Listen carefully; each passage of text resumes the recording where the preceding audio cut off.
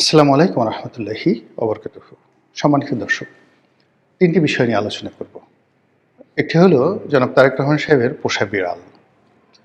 দ্বিতীয়টি হলো তার জন্য কেনা একটি বুলেট প্রুফ বাস এবং একটি বুলেট প্রুফ জিপ। আর ৩ নম্বর হলো যে এই মুহূর্তে পত্রপত্রিকা, মিডিয়া এবং আন্তর্জাতিক মিডিয়া তারা জনাব তারেক রহমান সাহেবকে বাংলাদেশের ভবিষ্যৎ প্রধানমন্ত্রী হিসেবে অভিহিত করেছে। তো এই বিষয়গুলো আমাদের রাজনীতিতে কি নেতিবাচক প্রতিক্রিয়া তৈরি করতে পারে এবং আগামী দিনের রাজনীতিতে কিভাবে অশনির সংকেত তৈরি করতে যাচ্ছে, এই বিষয়গুলো নিয়ে আলোচনা করব। আলোচনার শুরুতে যে বিষয়টি বলা দরকার যে এটি কেন জরুরি, যে একটা বিড়াল, একটা বুলেট প্রুফ গাড়ি বা কেউ যদি কাউকে প্রধানমন্ত্রী হিসেবে বলে, এটি রাজনীতির জন্য কেন ক্ষতিকর হবে বা সমাজের জন্য কেন ক্ষতিকর হবে। প্রথমত কনক্লুশনটা দিয়ে নেই। যখন আপনার এই সমাজে অনেক বড় বড় গুরুত্বপূর্ণ সমস্যা থাকবে, সে সকল সমস্যা বাদ দিয়ে আমরা যখন ছোট ছোট সমস্যা নিয়ে নাচানাচি করব, যখন আপনার কাছে খুব মহামূল্যবান সামগ্রী থাকবে, সেই মহামূল্যবান সামগ্রী আপনি ডাস্টবিনে অর্থাৎ ভাগাড়ে ফেলে দিয়ে ভাগাড়ের ময়লাগুলো নিয়ে আপনি আনন্দ করবেন, উল্লাস করবেন এবং ময়লাকে আপনি ভালোবাসবেন, আবর্জনাকে আপনি ভালোবাসবেন, তখন সেটা কী ধরনের বিপর্যয় তৈরি করতে পারে সমাজে, সেটা ইতিহাসে লিখিত রয়েছে। আপনারা জানেন যে পৃথিবীতে অনেক কলহপ্রবণ জাতি ছিল, যারা মহাকালের পুরোটা সময় ধরে পরস্পরের সাথে কলহ বিবাদ করেছে। তারা বেশিরভাগ সময় অন্য জাতিগোষ্ঠীকে হিংসা করেছে এবং শত্রুতা সৃষ্টি করেছে সবার সঙ্গে। আর যখনই তারা সময় পেয়েছে, নিজেরা দ্বন্দ্ব এবং সংঘাত করে হাজার হাজার বছর ধরে এই পৃথিবীতে বহু বিপর্যয় সৃষ্টি করেছে। এবং ক্ষেত্র বিশেষে এমনও হয়েছে যে মহান আল্লাহ রাব্বুল আলামিন বেশ কয়েকবার আসমানি গজব দ্বারা পুরো সেই জাতিটিকে ধ্বংস করে দিয়েছেন। এর মূল কারণ ছিল যে তারা বিতর্ক করত, তারা ঝগড়াঝাটি করত এবং অহেতুক যে বিষয়গুলো দরকার নেই সেই বিষয়গুলো নিয়ে তারা বারবার নিজেদের মধ্যে দ্বন্দ্ব, সংঘাত, মারামারি, কাটাকাটি, এমনকি যুদ্ধ বিগ্রহ পর্যন্ত করত। জাতিটির নাম বনি ইসরাইল। বনি ইসরাইল জাতি একটি বাছুর নিয়ে, মানে একটি গরুর মূর্তি, সেই গরুর মূর্তি নিয়ে কি পরিমাণ যুদ্ধ করেছে, 10 লাখ লোক পরস্পরের সাথে কিভাবে যুদ্ধ করেছে, সেই কাহিনী পবিত্র কালামে পাকে বর্ণনা করা আছে। এর বাইরে যখন একটি জাতি নেতা নির্বাচন করতে বাধ্য হয় এবং সেই নেতা নির্বাচন করতে গিয়ে তারা ভুল করে, সেখানে তাদের জন্য যে কত দুর্ভোগ এবং দুর্দশা আছে, সেটা আমরা পবিত্র কালামে পাকেও এর অসংখ্য উদাহরণ আমরা দেখতে পাই। ভিডিও বড় হয়ে যাবে, এজন্য সেই বিষয়ে আমি বললাম না। আমাদের এই সময়টিতে যা হচ্ছে সেটি হলো, জনাব তারেক রহমান সাহেব যখন লন্ডনে ছিলেন, তার কন্যা জাইমা রহমান একটি বিড়াল পুষতেন। কে বা কারা হঠাৎ করে সেই বিড়ালের সঙ্গে তারেক রহমান সাহেবের একটি ছবি দিয়ে সেই পোস্ট করে। এবং নিঃসন্দেহে তারেক রহমান সাহেবের ঘনিষ্ঠ জন যারা আছে, তারা হয়তো মানে নিতান্তই অল্প বুদ্ধির মানুষ, রাজনীতি বুঝেন না এবং মানুষের মনস্তাত্ত্বিক এবং বাঙালির মনস্তাত্ত্বিক বিষয়াদি সম্পর্কে একেবারে গবর গণেশ। এইরকম গবর গণেশ কেউ প্রথম এই একটি বিড়ালের ছবি তারা ছাপিয়ে দেয়। তো বিড়ালের ছবি যখন ফেসবুকে প্রকাশিত হয়ে গেল, এরপর থেকে বারবার শুধু বিড়াল বিড়াল বিড়াল, বিড়াল খায় কি, বিড়ালের নাম কি, তারপর বিড়ালের বাড়ি কোথায়, কোন দেশ, বিড়ালের সাথে তারেক রহমানের সাথে সম্পর্ক কি, বিড়াল কি তারেক রহমান সাহেবের কথা মতো চলে না বিড়ালের কথা মতো তারেক রহমান সাহেব চলে, এইরকম বিতর্ক যখন থাকলো বা চলতে থাকলো, ঠিক সেই সময়টাতে জনাব তারেক রহমান সাহেব সেই নিজে বক্তব্য দিয়ে তিনি বললেন যে বিড়ালটির নাম জেবু, তার কন্যার বিড়াল, আমরা সবাই তাকে ভালোবাসি। এবং এটা যারা বিএনপির পক্ষে লোক, তারা বললেন যে হায় হায়, এর সে মহৎ ব্যক্তি আর পৃথিবীতে হয় না। এরকম প্রাণী প্রেম এই পৃথিবীতে কয়জন মহানায়কের রয়েছে, দেশনায়কের রয়েছে। আমাদের নেতা কেবল মানুষকে ভালোবাসেন না, তিনি পশুকেও ভালোবাসেন, ইত্যাদি নানা রকম কথা।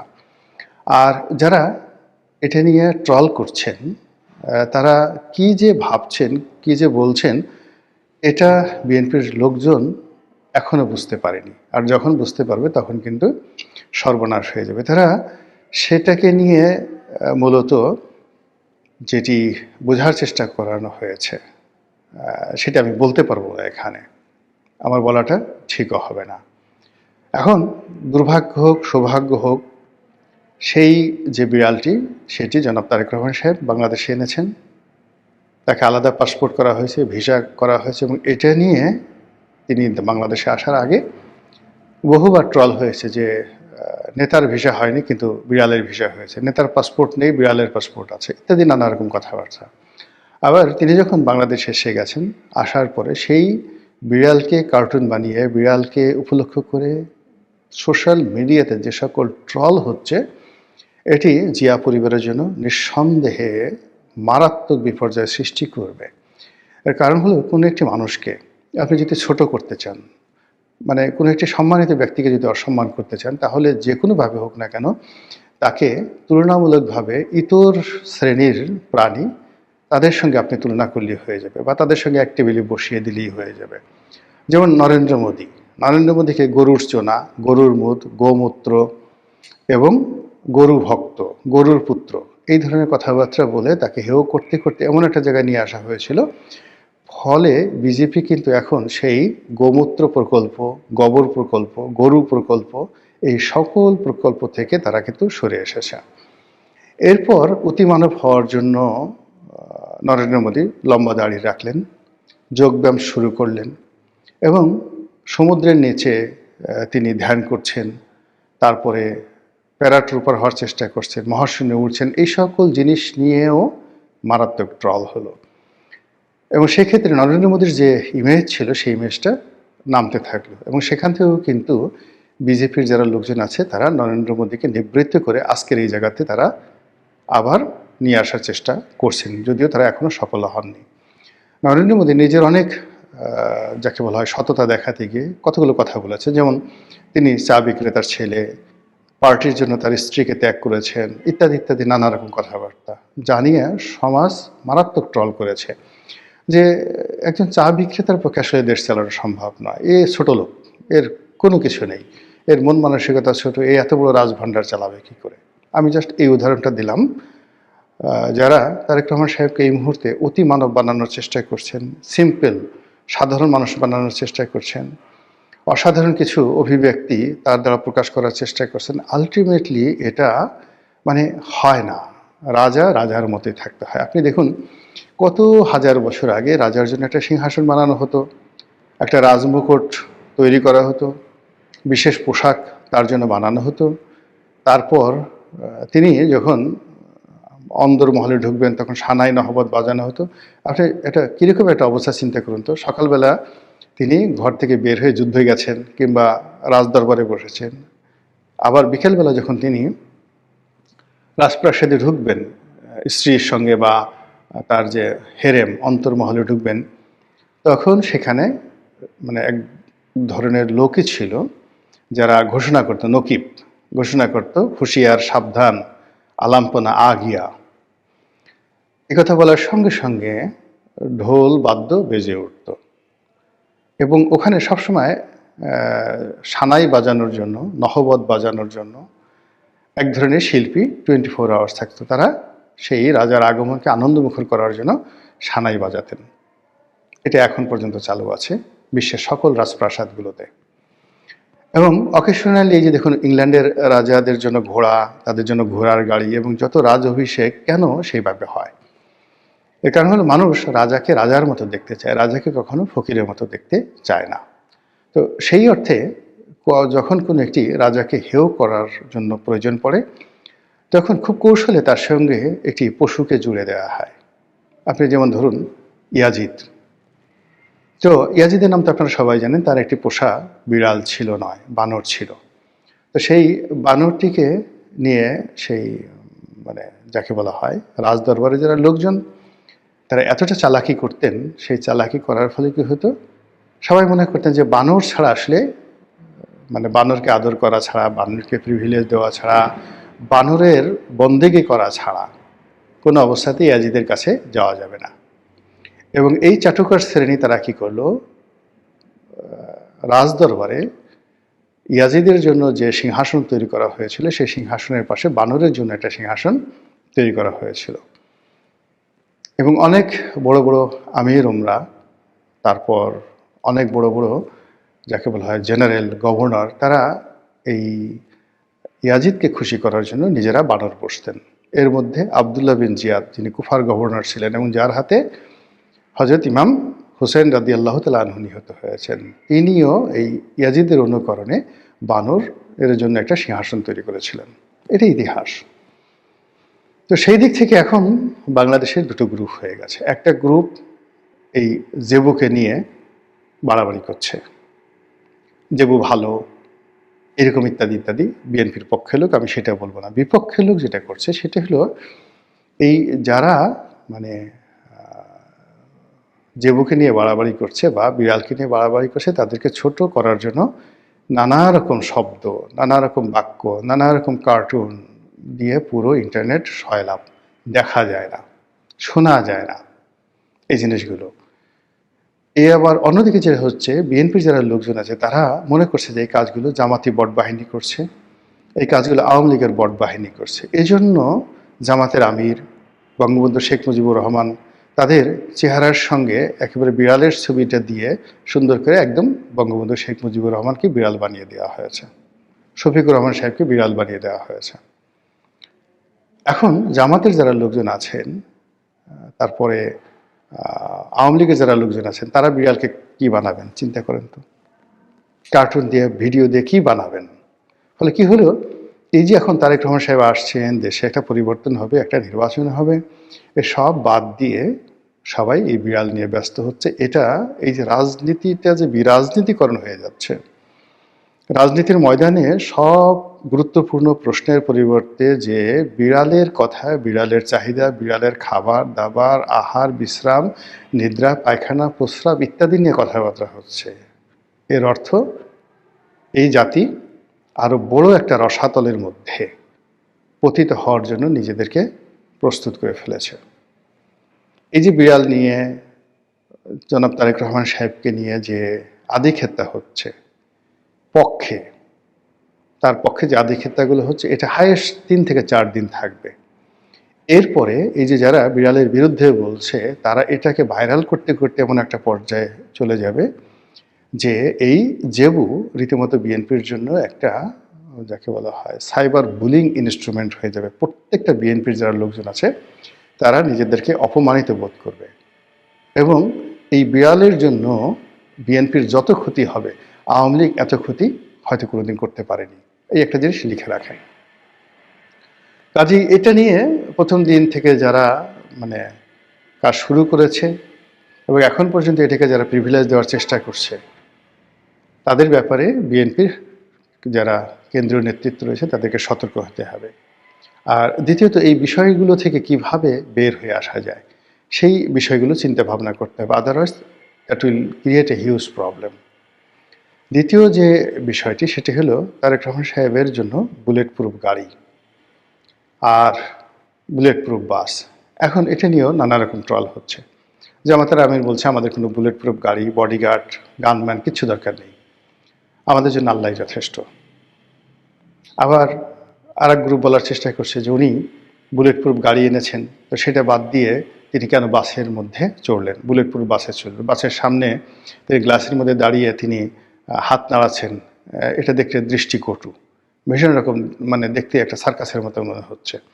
তো এই যে কথাগুলো হচ্ছে, তারেক রহমান সাহেব এত কষ্ট করে আসছেন, তিনি সে দীর্ঘ জার্নি করে প্রথমে সিলেট থেকে ঢাকা বিমানবন্দর থেকে আবার সভাস্থলে আসা, কন্টিনিউয়াসলি 48 থেকে 56 ঘন্টার তার শরীরের উপরে ধকল শুরু হয়েছে। এর কারণ হলো লন্ডনের 17 বছরের একটি সংসার ছেড়ে আসার জন্য তাকে অন্তত 24 ঘন্টা আগের থেকে তাকে প্রস্তুতি নিতে হয়েছে। এরপরে লন্ডন থেকে সিলেটের দীর্ঘ জার্নি, সেই সারা রাত জার্নি করে আবার সেখান থেকে ঢাকা আসা। তো সব মিলিয়ে এই যে এতগুলো একটা ক্লান্ত শরীর নিয়ে তিনি যে সভাস্থলে আসলেন, এই বিষয়গুলো ধামাচাপা পড়ে গেল তার এই বুলেট প্রুফ বাস এবং বুলেট প্রুফ গাড়ির জন্য। এখানে একটা ব্যাপার হলো যে মানুষের দৃষ্টি আকর্ষণ হয়, বিতর্ক তৈরি হয়, এরকম কোনো জিনিসই যাওয়া উচিত নয়, যেটি এই মুহূর্তে ক্রিটিক্যাল টাইমে যেটা সহজাত। যেমন তিনি যদি তার সাধারণ গাড়িতে আসতেন, এমনকি তার ওই বুলেট প্রুফ গাড়িটাতেও আসতেন, এটি নিয়ে কোনো কথাবার্তা হতো না। কিন্তু যখনই এরকম একটা বুলেট প্রুফ আসলো, এটা নিয়ে এক ঝামেলা। 2 নম্বরে আবার বুলেট প্রুফ বাসে কেন উঠলেন? 3 নম্বরে তিনি যখন মঞ্চে উঠলেন, মঞ্চে ওঠার পরে তিনি সাধারণ চেয়ারে বসার চেষ্টা করলেন, প্লাস্টিকের চেয়ারে বসার চেষ্টা করলেন। এই জিনিসগুলো অতি মানবিকতা, অতি ভদ্রতা, যেটা এই সমাজ গ্রহণ করে না। গেল এটা নিয়ে বিতর্ক, এবং এই বিতর্ক করার ফলে কি হলো, পুরো তার যে বক্তব্য, ওখানে লোকজনের উপস্থিতি, এটার যে ভাব গাম্ভীর্য, সব কিছু বাদ দিয়ে এই দুটো বিষয়, বুলেট প্রুফ গাড়ি এবং তিনি প্লাস্টিকের চেয়ারে বসেছেন, এক পক্ষ বলছে এটা ঠিক হয়েছে, আর এক পক্ষ ঠিক হয়নি। এটা নিয়ে তর্ক বিতর্ক যখন হচ্ছে, আলটিমেটলি তার যে ওয়েট, এই ওয়েটটা কিন্তু লস হয়ে যাচ্ছে। থার্ডলি, তাকে ভবিষ্যৎ প্রধানমন্ত্রী হিসেবে যে কথাগুলো বলা হচ্ছে দেশের পত্রপত্রিকার মাধ্যমে, মূলত রয়টার্সের একটা রিপোর্ট, সেখানে রয়টার্স যেভাবে ইংরেজি করেছে, সেই ইংরেজির বাংলা দাঁড়ালে যে এই মুহূর্তে বাংলাদেশের জনগণ যারা আছে তারা তাকে ভবিষ্যৎ প্রধানমন্ত্রী হিসেবে মনে করছে, বাংলাদেশের জনগণ। আর জনাব তারেক রহমান সাহেবের যারা পক্ষের লোক, তারা বলার চেষ্টা করছেন যে বিদেশি পত্রপত্রিকা, গণমাধ্যম, রয়টার্সের মতো আন্তর্জাতিক মাধ্যম জনাব তারেক রহমান সাহেবকে বাংলাদেশের ফিউচার প্রধানমন্ত্রী হিসেবে আখ্যায়িত করেছেন। কাজেই তার প্রধানমন্ত্রী হওয়া ঠেকায় কে? আর ওটার অনুকরণ করে বাংলাদেশে যারা ইন্টেলেকচুয়ালি কারাপ্টেড পত্রপত্রিকা, তারা তারেক রহমান সাহেবকে ছোট করার জন্য তাকে ভবিষ্যৎ প্রধানমন্ত্রী হিসেবে সম্বোধন করছেন। এটা বলতে গেলে এক ধরনের পাম দেওয়া, বাতাস দেওয়া। এবং যখন কাউকে বাতাস দেওয়া হয় তখন সে তার ওজন হারিয়ে ফেলে এবং সে উড়তে থাকে। এটা যে কোনো মানুষই, এমন কোনো মানুষ নেই যে চাটুকার দ্বারা ক্ষতিগ্রস্ত হয়নি। বড় বড় মানুষ, এবং মাঝে মধ্যে খলিফা আল মনসুরের মতো মানুষ। আপনারা জানেন আব্বাসীয় খলিফাদের মধ্যে যিনি সবচেয়ে মশহুর, যিনি এই আব্বাসীয় ডাইনেস্টির প্রকৃত প্রতিষ্ঠাতা বলা হয়, খলিফা আল মনসুর। তো খলিফা আল মনসুর হলেন বাদশাহ হারুন আর রশিদের দাদা। বাদশাহ হারুন আর রশিদের বাবার নাম খলিফা আল হাদি। খলিফা আল হাদির বাবার নাম হলো আবুল মনসুর, খলিফা আল মনসুর। তো তার বড় ভাই আবুল আব্বাস আস সাফা, যিনি এই যাকে বলা হয় মানে সাম্রাজ্যটি প্রতিষ্ঠা করেছিলেন।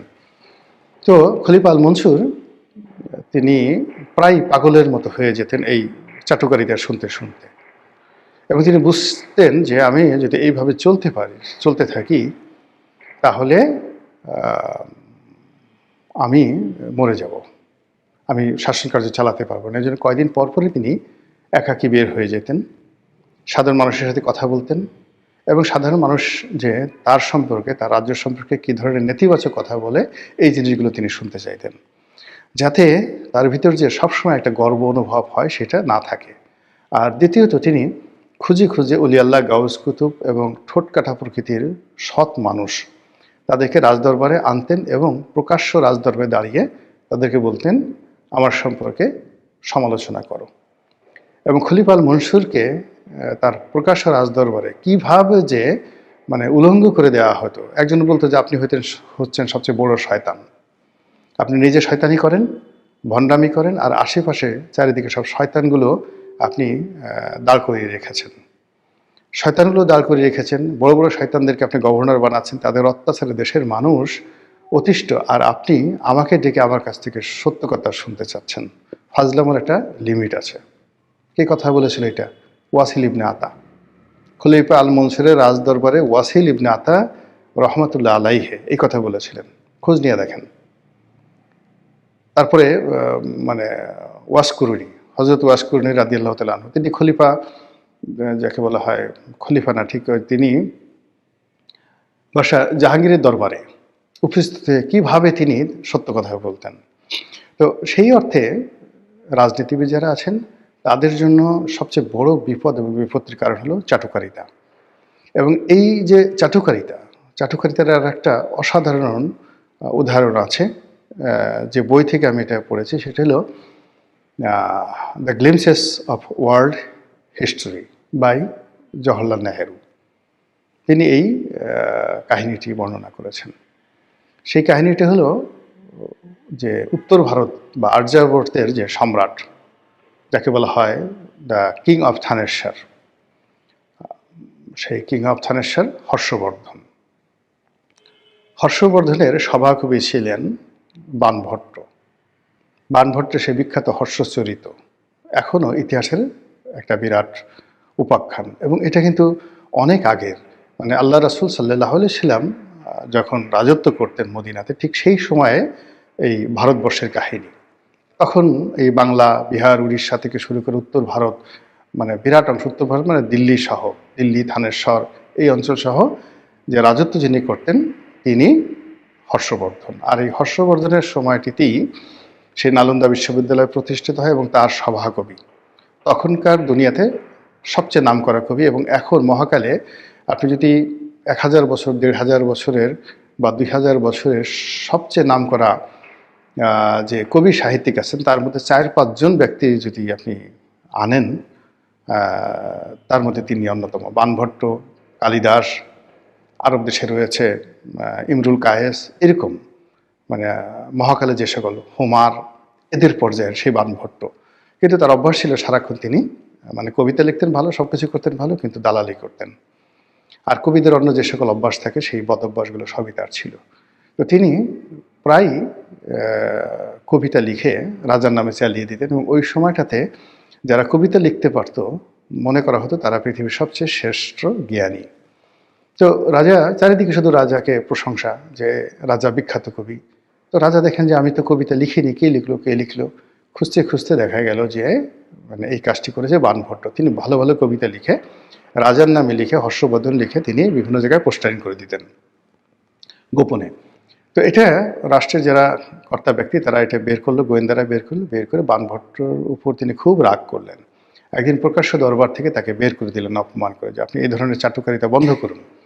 তো তিনি বের হওয়ার পরে যেটি বললেন যে রাজার সবচেয়ে বড় বিপদ হলো চাটুকার, আর রাজার জন্য সবচেয়ে অসম্ভব যে বিষয় হলো কোনো রাজাই চাটুকার ছাড়া চলতে পারে না।